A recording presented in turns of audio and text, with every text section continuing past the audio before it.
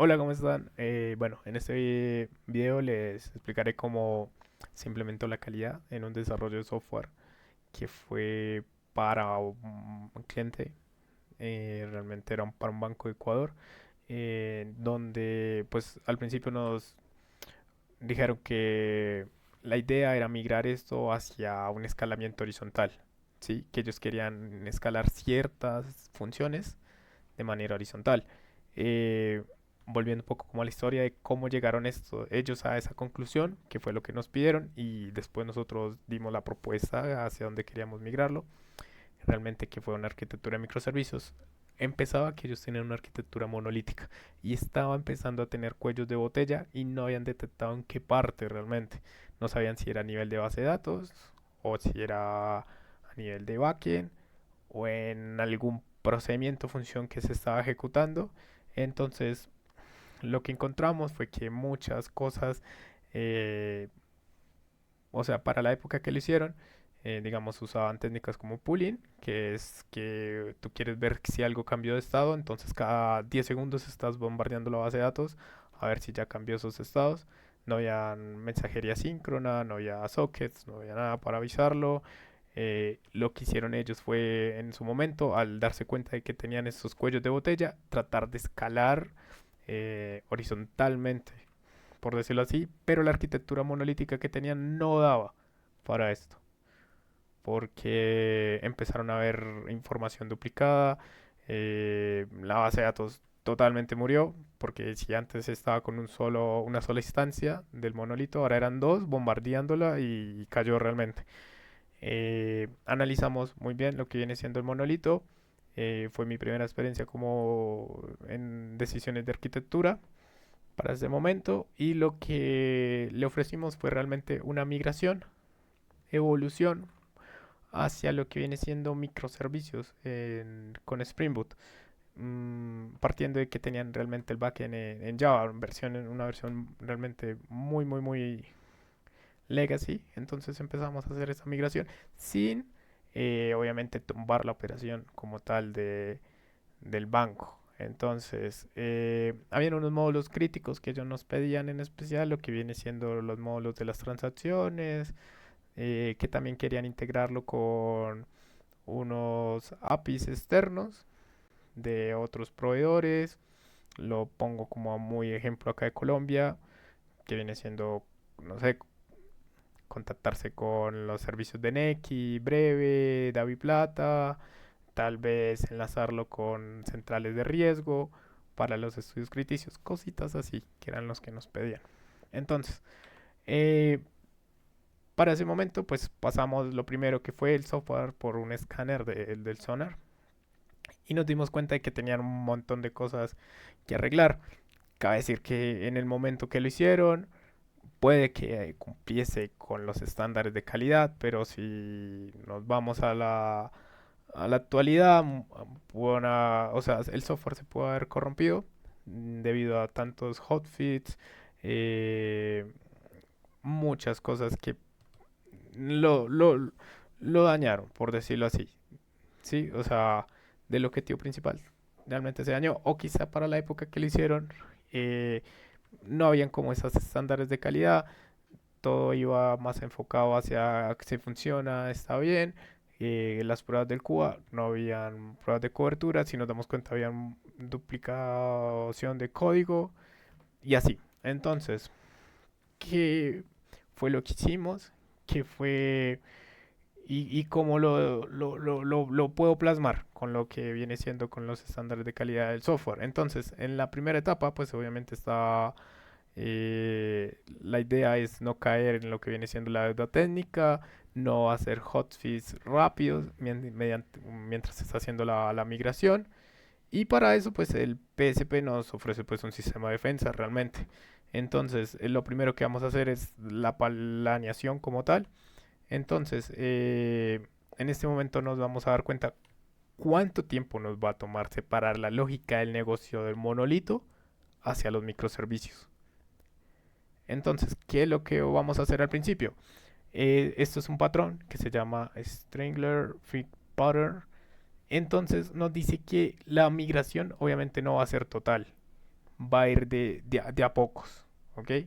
Entonces, partiendo del primer el árbol, acá vamos a implementar un servicio intermedio para no interrumpir las operaciones, obviamente, del banco.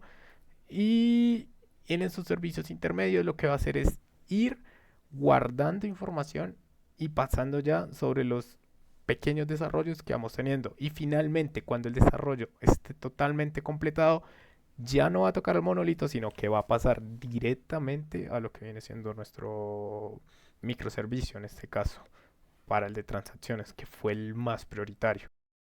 El diseño, la base de datos por cada microservicio tiene que ser independiente para no caer en el cuello de botella de lo que había antes. O sea, no puedes implementar un patrón de microservicios, una arquitectura de microservicios con una base de datos monolítica.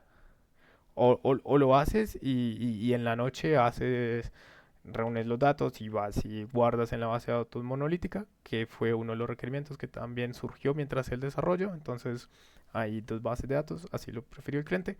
Pero realmente todo esto trabaja muy bien con bases de datos orientadas hacia los microservicios.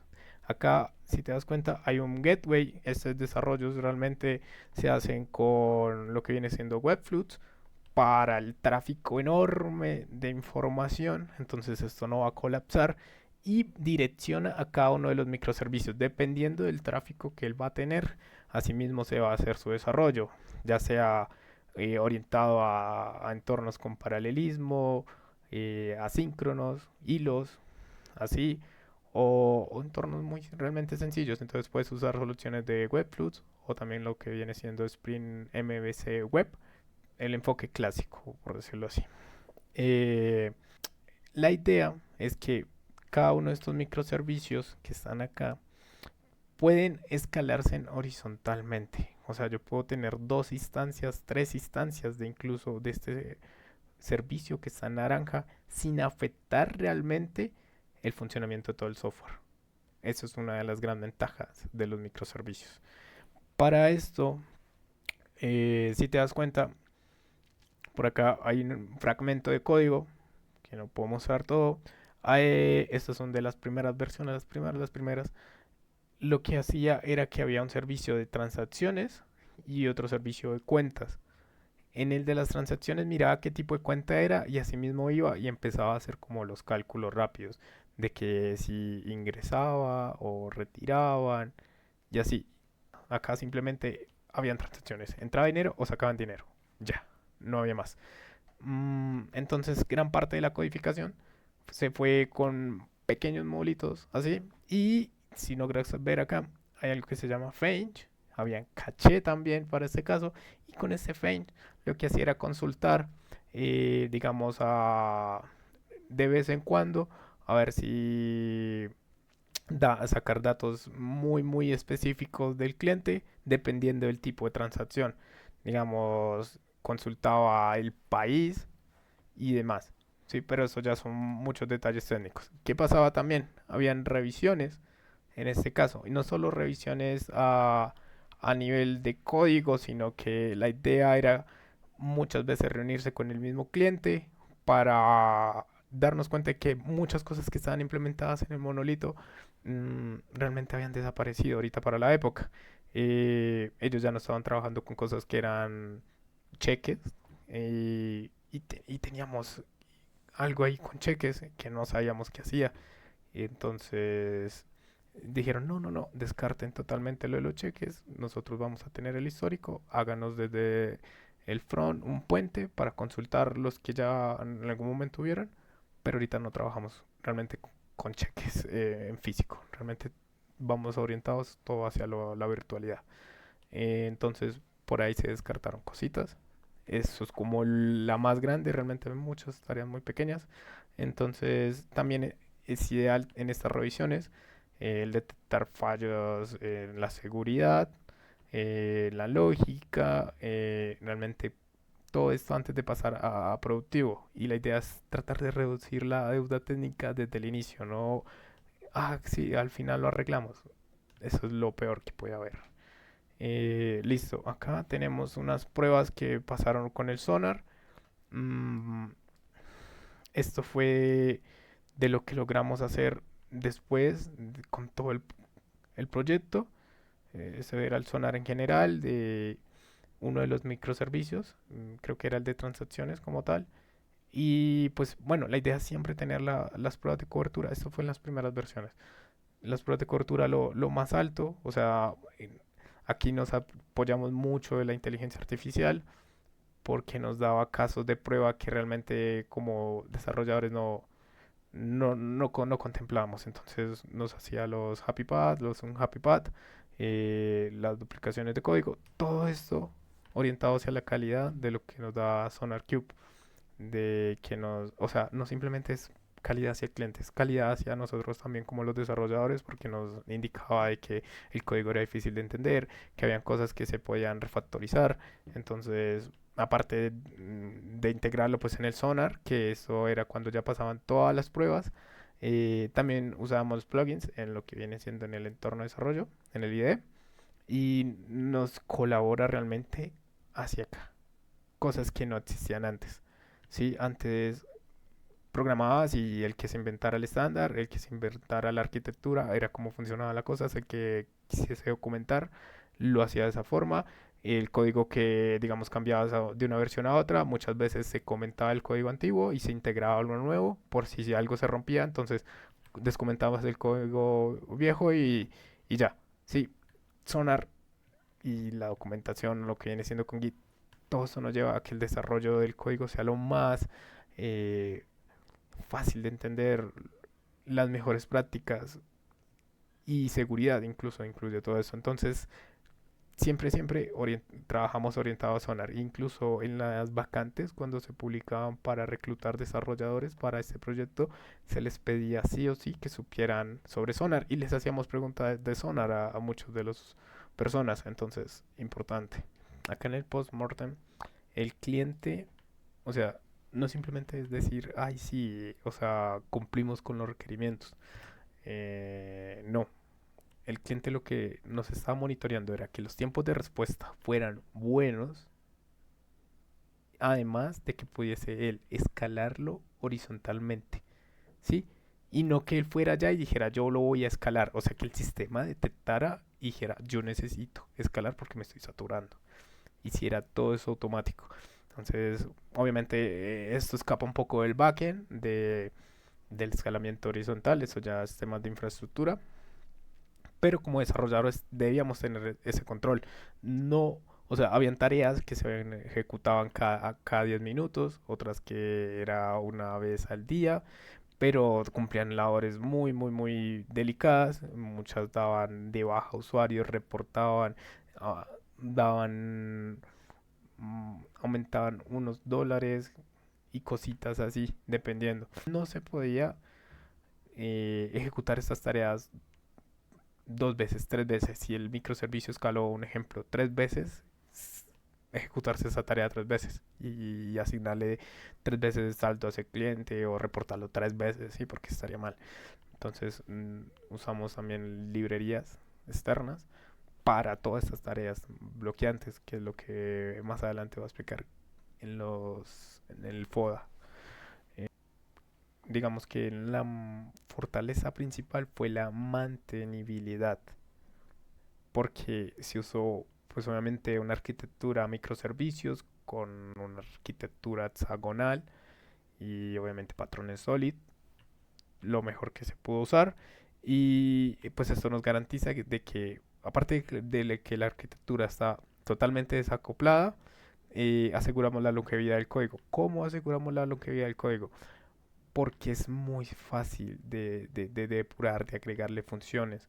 O sea, no tienes que cambiar algo y volver a recompilar todo el proyecto desde cero. No tienes que entender como lo que es un monolito que todo está, o cuando es una arquitectura capaz que todo está unido y si separas algo se rompe todo. No, en ese caso está tan desacoplado. Puede haber gente que, no sé, sea experta en el microservicio de transacciones y no sepa nada de cómo funciona por allá abajo cuerda, cómo crean una cuenta.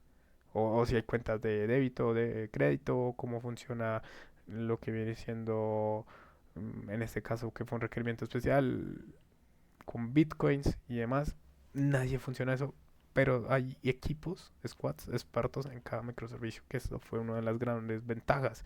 Eh, También la estimación de los tiempos, al desacoplarse pues también toda la información, o sea, todos los requerimientos, eh, y pues cada quien enfocado en su tarea, o sea, la migración se hizo realmente rápida, entonces el cliente quedó súper encantado. En las debilidades, si tenemos, y tuvimos varias, ¿qué pasa? Que había mucha deuda técnica acumulada del monolito, ¿vale? Y como nosotros teníamos que tocar el monolito por partes para desviar directamente, o sea, desviar hacia el nuestro mientras se hacían el espejo de las transacciones, o sea, uno por acá, otro por acá, nos encontramos con muchas cosas que tuvimos que arreglar. Entonces, realmente fue como tratar de entender qué era lo que quería hacer ese programador en ese momento. No había documentación, no había nada. Muchas librerías que ya estaban realmente obsoletas. Entonces ahí fue una de las grandes debilidades. Mm, Oportunidades, a ver, que tuvimos ahí. Al cumplir uno de los requerimientos que fue el escalamiento horizontal, entonces pudimos solventar lo que fue el tráfico masivo, la base de datos realmente se comportó realmente bien. Tuvimos que hacer algunos que otros microservicios reactivos, microservicios que eran realmente pues web MVC, que es de Spring, volverlos reactivos, pero eso lo hacíamos mediante Webflux y consumíamos N peticiones. Todo se comportó realmente bien. No tuvimos que detener realmente las operaciones del banco, porque usamos, pues, en este caso ese patrón, el Strangler, y la migración se hizo realmente gradualmente bien, ¿sí? No detuvimos nada, todo fue un éxito. ¿Qué fue un problema? Que la mayoría de nosotros como desarrolladores pues también estamos acostumbrados a trabajar lo que viene siendo lambdas y todo hacia un sistema que se llama AWS y por leyes de ellos allá no podía salir información del país. Entonces, ¿cómo se hacían los escalamientos horizontales? ¿Cómo se hacía todo esto? Pues nos tocó adaptarnos a servidores locales, por decirlo así, que ellos mismos brindaron. Y bueno, eso fue tema más de infraestructura que logró hacer toda esta tarea. Entonces, una amenaza realmente siempre lo fue las leyes tributarias. ¿Listo? Entonces, bueno, la conclusión, la migración hacia la arquitectura de microservicios viniendo de una monolítica, más partiendo de los requerimientos del cliente, de que necesitaba que escalase horizontalmente, que tenía ciertos módulos que eran muy concurridos, de que quería integrarlo con APIs externas. Todo esto fue pues obviamente una tarea no de un totazo y ya, fue algo, un proceso muy gradual y pues obviamente la idea era siempre garantizar la disponibilidad de que el cliente no tuviese que parar operaciones o que hubiesen por ahí clientes diciendo, no, es que me parece menos dinero, me parece más. No, siempre fue en pro de que todo siguiera operativo, que pasase lo más imperceptible posible, que sería la palabra correcta, y pues se logró. Entonces, pues bueno, eso fue como lo que pude aplicar en ese caso en mi primera experiencia como arquitecto en referente a calidad de software y ya. Chao.